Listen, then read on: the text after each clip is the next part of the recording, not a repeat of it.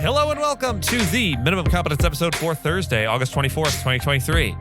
I'm your host for today, Andrew Leahy, a tax and technology attorney from New Jersey.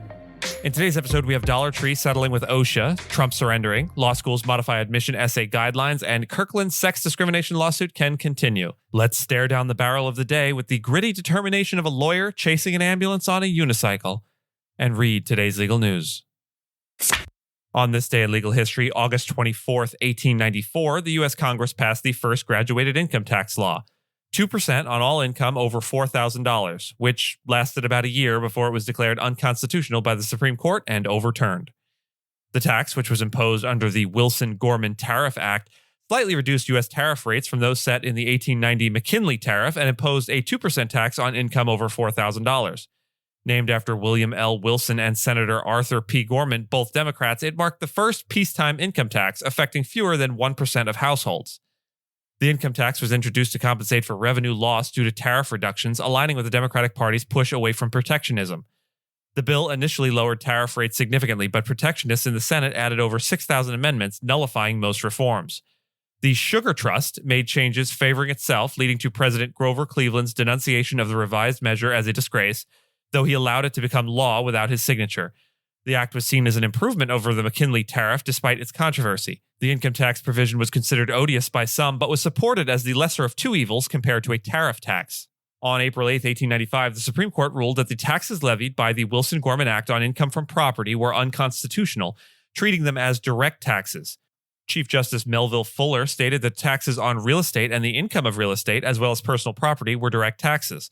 The Constitution required that direct taxes be imposed in proportion to the state's population, and the tax in question had not been apportioned, rendering it invalid. The court did not rule that all income taxes were direct taxes, but held that taxes on interest, dividends, and rents had a profound effect on the underlying assets, viewing them as direct taxes. Direct taxes were required to follow the rule of apportionment, dividing the tax collected by the number of members in the House of Representatives and multiplying by each state's representatives to determine each state's share. A separate holding regarding federal taxation of interest on state bonds was later declared effectively overruled. The dissenting justices John Marshall Harlan, Howell Edmonds Jackson, Edward Douglas White, and Henry Billings Brown strongly disagreed with the majority. Justice White deplored the decision, arguing that it deprived the government of a necessary power of taxation. Justice Brown's dissent emphasized that the decision surrendered the taxing power to the moneyed class, nullifying not only this law, but every similar law not based on a, quote, impossible theory of apportionment. Dollar Tree, Inc., one of the largest U.S. retailers, has reached a settlement with the federal government to enhance working and safety conditions at its stores across the country. The agreement requires Dollar Tree to pay $1.35 million to the Occupational Safety and Health Administration, or OSHA, and implement numerous changes in business practices. Violations included blocked aisles, hazardous work areas, unsafe stacking of boxes, and blocked fire safety equipment. OSHA will close most of its open cases against Dollar Tree, allowing the company to correct some safety issues before inspections. Since 2018, Dollar Tree has been fined $13.1 million for violations found during 360 inspections, with fines escalating due to repeat violations. The settlement aims to address most root causes of common violations, with measures including increased safety staff, monitoring compliance, engineering controls, and improved business practices. Dollar Tree will also open a 24-hour hotline for safety concerns and form a committee with workers to address safety issues. The agreement runs until August 2025 and does not call for increased staffing.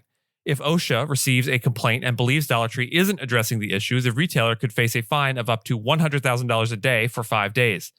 The settlement follows a similar agreement in 2015 that expired in 2018, which did not lead to systematic changes, and comes as Dollar General Corp., a competitor, also faces OSHA fines. Former U.S. President Donald Trump, you remember him, is set to surrender at an Atlanta jail after being indicted in Georgia over his efforts to overturn his 2020 election loss. I did everything right and they indicted me.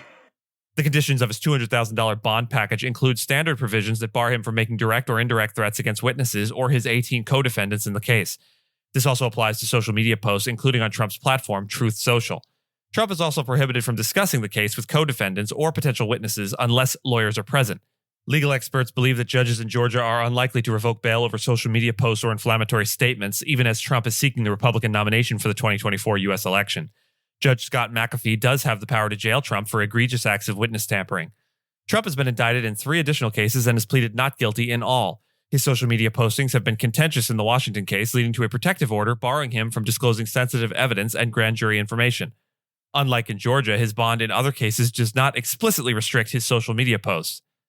Fulton County Superior Court Judge Scott McAfee has ruled that cameras will be allowed in the courtroom for former President Trump's Georgia arraignment, marking the first time one of Trump's criminal proceedings will be televised. The judge granted a request from 4 local television stations to bring in live cameras and other recording devices through September 8th. The Fulton County District Attorney, Fani Willis, is planning to hold the arraignments for all the defendants, including Trump, within that window. The order does not specify whether cameras will be allowed during a trial or any other future proceedings. Trump and 18 co-defendants were charged last week over alleged efforts to overturn the 2020 election results. Cameras have been barred from all of Trump's other 3 criminal cases so far. In response to the U.S. Supreme Court's decision banning race-conscious admissions at colleges and universities, law schools are modifying their admission essays. The ruling prohibits schools from considering candidates' race in admissions, leading to changes in essay questions to understand candidates' backgrounds without violating the ruling. Law school admission consultant Mike Spivey noted that the process will be less uniform and more time-intensive for applicants.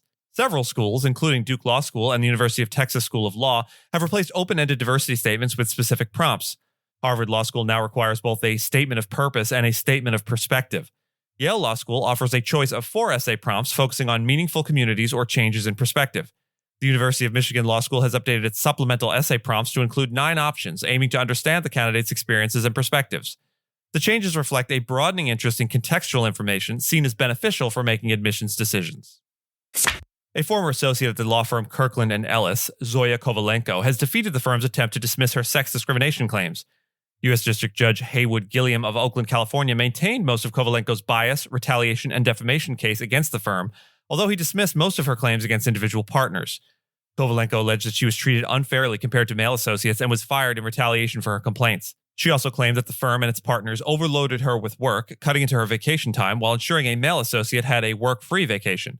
Gilliam found that the individual partners could not be held liable under state and federal law, but some will have to face Kovalenko's defamation claims. One partner was dismissed from the lawsuit entirely due to jurisdictional reasons. And with that, I thank you so much for listening to Minimum Competence, your daily news podcast for lawyers. If you're looking for more than Minimum Competence, links to further reading on all the topics touched on today are in the show notes.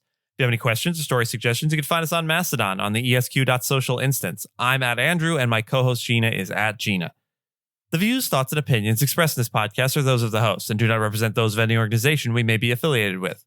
Nothing here should be construed as legal advice because it is not legal advice. And reviews go a long way towards helping new listeners to find our show. If you have a moment and can leave a rating or review on your podcast player, we'd appreciate it. And if you know someone that might be interested in a story we cover, consider sending them the episode. Minimum Competence is available at minimumcomp.com and wherever you get your finely crafted podcasts. If you haven't checked out the website in a while, give it a look. There are complete transcripts and resources for each episode and its corresponding segments, as well as an opportunity to receive new episodes in email newsletter form. We'll see you back here tomorrow. And until then, remember, failure is the condiment that gives success its sweet flavor. So relish the moment and catch up with your dreams. Mustard.